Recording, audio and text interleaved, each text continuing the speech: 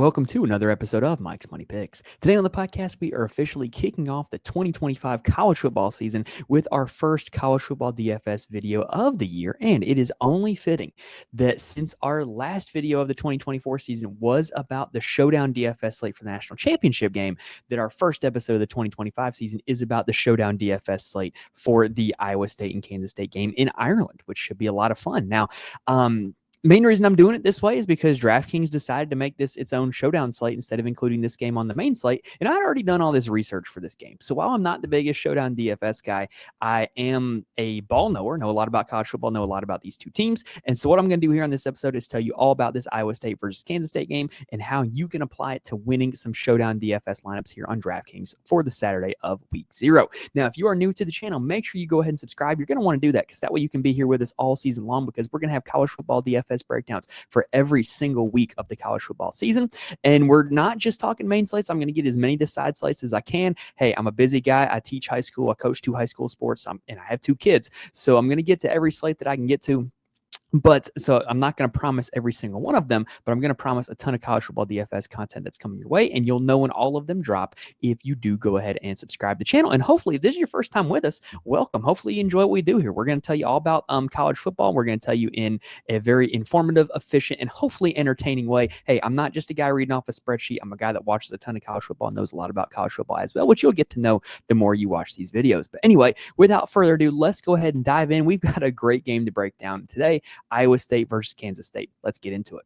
So this game is the very first game of the 2025 college football season. It is being played in Ireland. It is normally the game known as Farmageddon between Iowa State and Kansas State. This is a big rivalry that gets played every year, which means that we actually have a little bit of information about last year's game that we can use to help inform us about what this year is going to be like. And quick side note, this is called the Farmageddon game, and it's taking place in Ireland. So we got to have a name for it, right? Like, is this the potato Farmageddon game? Like we got to come up with something, right? Because, I think they farm potatoes in Ireland. My family's Irish. I think I know a little bit, right? Anyway, the projected point spread in this game, or the current point spread in this game, I should say, is Kansas State as 3.5-point favorites with a game total of 49.5 points. That means the implied total is about 27 to 23.5 in favor of Kansas State. Now, these two teams did play last year, and the score was 29 to 21 in favor of Iowa State on their home turf. In that game, it was quite an interesting game. There was not a whole lot of fantasy scoring going on. Kansas State wide receiver Jace Brown, who is back again this year, he led all the game in fantasy scoring with 28.6 DraftKings points, largely because he had a 65-yard touchdown, and that was the game's longest play. Both quarterbacks were solid in that game. Avery Johnson had 26.2 DraftKings points. Rocco Becht had 23. No running back in the game had a lot of success. No running back scored more than 11 fantasy points. For the Iowa State receivers, we know they had the 2 elite options last year, Higgins and Knoll. They both had around 15 fantasy points apiece. And the wide receiver room in total scored 34 DraftKings points. For the Kansas State side, their second leading receiver was the tight end Garrett Oakley. He had 4 catches, 78 yards, and a touchdown, 17.8 fantasy points, and no other Kansas State wide receiver was relevant. Now, the way that game happened was kind of like, it was weird. It was kind of a fluky game. Iowa State really capitalized on short fields thanks to Kansas State turnovers and special teams plays. And Iowa State really was able to just use Kansas State's mistakes against them, right? The first play of the game was a fumble on an option pitch from Kansas State's Avery Johnson. Iowa State scored shortly thereafter, and they never trailed in the game. Worth noting, there were not a whole lot of big plays in this game. We mentioned Jace Brown's 65-yard touchdown. That was the only pass completion that was longer than 30 yards, and there were only 2 rushes longer than 30 yards. So here's what that means for us this year, and here's how we can use that information. These two teams both play a 3-3-5 defense. Now, if you're not like a hardcore college football fan, you might not be super familiar with the 3-3-5, but the 3-3-5 has come into being in sort of the last decade. Jim Knowles, current Penn State defensive coordinator, is one of the guys who pioneered it. But basically, it became a way to combat the no-huddle spread offenses in the Big 12 because the 3-3-5 allowed you to line up perfectly balanced, and it was really simple for defenses to align. And while offenses were going very up-tempo and throwing the ball over the yard, it very quickly allowed the defense to get set up, get the call, and execute a very basic game plan, which is kind of harder than expected if you're dealing with tempo. But believe me, my time around college football, football. I was a video assistant when I was at Charlotte for 4 years. Dealing with tempo is its own animal. So the 3-3-5 kind of came out about that. It also utilizes the use of 3 high safeties as opposed to the normal 1 or 2. And so the 3-3-5 defense is basically the modern bend but don't break defense. And so what you see a lot of out of teams that run this 3-3-5 defense is that they don't give up a lot of big plays. That's the calling card for the 3-3-5. And both these teams utilize that, and it showed in the game they played last year. There were just not a whole lot of big splash plays. And so that is something that I think you might want, or you might see again this year, especially considering that both the quarterbacks in this game, Johnson and Becht, they were not great in terms of like short yardage passers last year. Both of them excelled at throwing the deep ball, but when you force them to throw underneath, they were not great at it. And the 3-3-5 defense is going to force them to do that. So I really think, in my personal opinion, I kind of see this game going under the total. I kind of see there being not a whole lot of scoring, but at the end of the day, these are still 2 good offenses that we're dealing with here. And so they certainly could go over the total, but I do think that what you're going to see here is a game where both teams have to methodically drive the ball down the field, not a whole lot of chunk plays. And so fantasy points are going to be accumulated via volume and touchdowns as opposed to splash plays. So let's go ahead and break down the Iowa State side. So Iowa State last year ranked 74th in the nation in rush rate, which means they were 61st in pass rate, because I can do math because I'm a high school math teacher. And that's actually one of the most pass happy teams of the Matt Campbell era. Generally speaking, the Matt Campbell Iowa State teams, you think of the teams that had David Montgomery and Breece Hall. They love to run the football. But last year they had 2 elite NFL level wide receivers in Higgins and Knoll, and so they threw it all over the yard.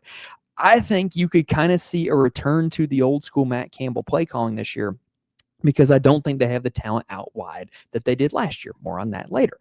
But they returned their starting quarterback, Rocco Becht, and look, he is just a super solid, super consistent fantasy scoring option from the position. He can give you a little bit of mobility. Occasionally he'll score a rushing touchdown, but he's just super, super consistent in his fantasy production. Was only under 20 fantasy points 4 times last season.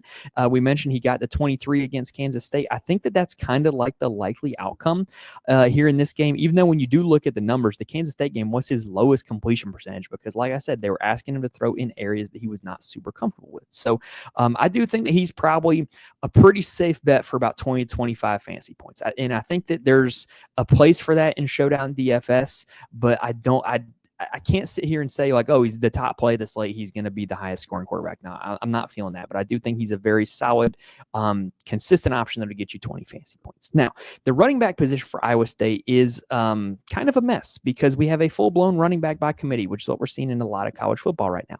So Carson Hansen was the guy in the backfield last year that led them in carries and touchdowns. He was kind of the red zone short yardage bruiser, and he got a lot of volume, and that was kind of how he scored his fantasy points. Abu Sama was the second leading rusher last year. He was much more likely to break off an explosive play. He had the longest run of that game against Kansas State. And he was also, in my opinion, a better pass catcher, even though he wasn't used in the passing game a whole lot. He's a little bit more of a home run hitter than Hansen is. Hansen's a little on the slower side. If you watch Iowa State play, you'll see why Hansen's a little bit on the slower side. So basically, this is going to be a 1A, 1B situation. If you want to try to get it right, you can, but I'm not convinced that either one of these guys is going to have enough volume or enough success to end up being in an optimal lineup for DFS at the end of the day. Now, the wide receiver position for Iowa State is very interesting because, like I said, they have to replace the 2 NFL guys, Higgins and Knoll, and they went out and they got 2 transfers to try to do that. The first one is Chase Sowell from East Carolina University. In case you guys did not know, I went to Charlotte. ECU is a big-time rival of us. They get kind of butthurt when you call them Eastern Carolina. So East Carolina, or ECU, or EZU, as we referred to it at Charlotte, is where he's coming from. And he was a big play receiver while he was there. Very much a deep ball specialist, can make contested catches, can get open on deep routes. And he's quite tall as well. He kind of fits the Jaden Higgins profile from what we saw last year. And so I think that could be a very beneficial role. He's the type of guy that would get you splash plays, which, like I said, not super likely to happen here in this game. But if they were to happen, Chase Sowell will be the guy that I would be betting on. Xavier Townsend is a transfer coming in from UCF. He had been quite serviceable for them for the previous 2 seasons. He's a little bit of a smaller guy, shiftier player, much more comparable to Jalen Knoll, who played in the slot for Iowa State last year. I think he could very well take that role. And interestingly enough, I learned this information from a very smart guy, Josh Chevalier. Go follow him on Twitter at CFF guys. Xavier Townsend and Rocco Becht are like from the same town. So they played high school football against each other. They knew who each other was. They played 7-on-7 travel ball together. And so Rocco Becht actually recruited Townsend to come to Iowa State. Could that be nothing? Yeah. Could that be something? Yeah. It could mean that Townsend could end up being one of his better targets this season. And I definitely think that in this being a game where you're not likely to see a lot of explosive plays, you're more dependent on volume. A guy like Townsend who could see volume can be very, very productive in a Showdown DFS format. Now, the other guy you got to consider for the Iowa State receiving corps is Daniel Jackson. He was going to start last season, but he got hurt in the preseason. Did not play a snap, but he projects to be a starter here again this season. And like I said, I think that there's a chance that Iowa State could be like last season and run a lot of 11 personnel, 3 wide receiver sets. There's also a chance they could use more 2 tight end sets because that's kind of the MO of the Matt Campbell era. And so if they were using tight ends, who would they use? Well, Benjamin Brahmer was the starter at the start of the season last year. He was not bad. Like, he's a talented guy. Like, I've watched him play. He's pretty solid. But he ended up getting hurt and not finishing the season. And then Gabe Burkle ended up finishing the season. He actually had 5 for 34 against Arizona State in the Big 12 championship game. And then in the bowl game against Miami, 4 for 54 and a touchdown, which was his best game of the year. So this is a guy that was productive once he had that role from Brahmer. And the question is it going to go back to being Brahmer? Is it going to be Burkle again? Or is it going to be both of them being used? I don't know the answer to that. I wish I could tell you. But those are 2 names you definitely have to consider if you're playing Showdown DFS. They could very easily score a touchdown. And if you are looking to, catch a guy who scores a touchdown, that those 2 guys would be guys that you want in your lineups. If you're playing enough lineups, if you're playing single entry, you're playing one lineup, I probably wouldn't recommend playing those 2 guys. All right, now let's talk about the Kansas State side. So Kansas State last year, in the Chris Kleiman era, they're a team that loves to run the football, and they ranked 54th nationally in rush rate last year. And I would not expect much of a deviation from that. They do have a new OC, but he was the co-OC last year. He just kind of got the co removed, which is kind of a promotion. So I wouldn't expect a whole lot of change from that profile, especially considering they're returning their starting quarterback, Avery Johnson. He is a dual threat who last season was his first full-time season as a starter. From watching him last year, he is, what's the right word here? So if you're talking about like a spectrum of words that mean the same thing, he's somewhere between aggressive and reckless. I don't think aggressive is strong enough. I think reckless is too strong, but he certainly has a little bit of game confidence about him, right? Like, he thinks he can make all the throws. He thinks when he takes off running, he can outrun anybody and run anybody over.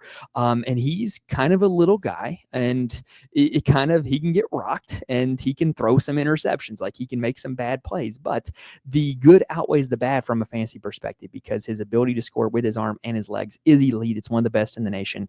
And apparently this offseason, he's gotten some experience. He has gained weight. He's gotten bigger without losing any of his speed, which means he should come into 2025 better than he was in 2024. We'll see if that's the case.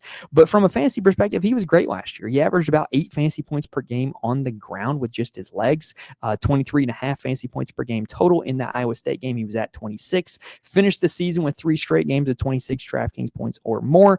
And we know he has a high single game ceiling. He had 2 games over 30 DraftKings points last season, and he had 1 over 50 that he didn't even start in the 2023 season. So this is a guy who can rack up fantasy points in a hurry. I think he's the top overall play in this game, the top overall play in the Showdown DFS slate, and he's a guy that I would be getting in my lineups quite a bit. Now, at the running back position, the name you need to know is Dylan Edwards.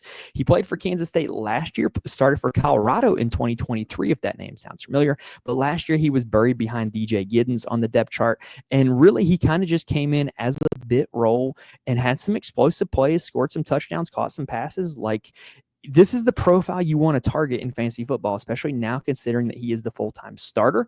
The only concern on him would be that he is small, but he was the starter at Colorado, but they did not really run the ball a whole lot like Kansas State is expected to. But the good news is in the bowl game, he got the start against Rutgers, 18 carries, 169 yards, or 196 yards, 2 touchdowns, and then another touchdown through the air for 45 DraftKings points. So he can really rack up DraftKings points in a hurry. We've seen Kansas State in the Chris Kleiman era really invest in one heavy running back, like with DJ Giddens last year, like with Deuce Vaughn, also a smaller guy prior to that. So I definitely think that it can be ripe for Dylan Edwards to have a breakout game and a breakout season this year. His backup is going to be Joe Jackson. I'm not really interested in Showdown DFS. I would make it a priority to get to Edwards.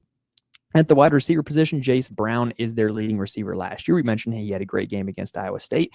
And look, the bottom line is they just didn't add a whole lot of quality competition to Jace Brown, and I would expect him to be the wide receiver one for this team again. So Avery Johnson, while he is super mobile and does not need to be stacked, if you're looking to stack him, Jace Brown would probably be the most likely stacking partner on paper.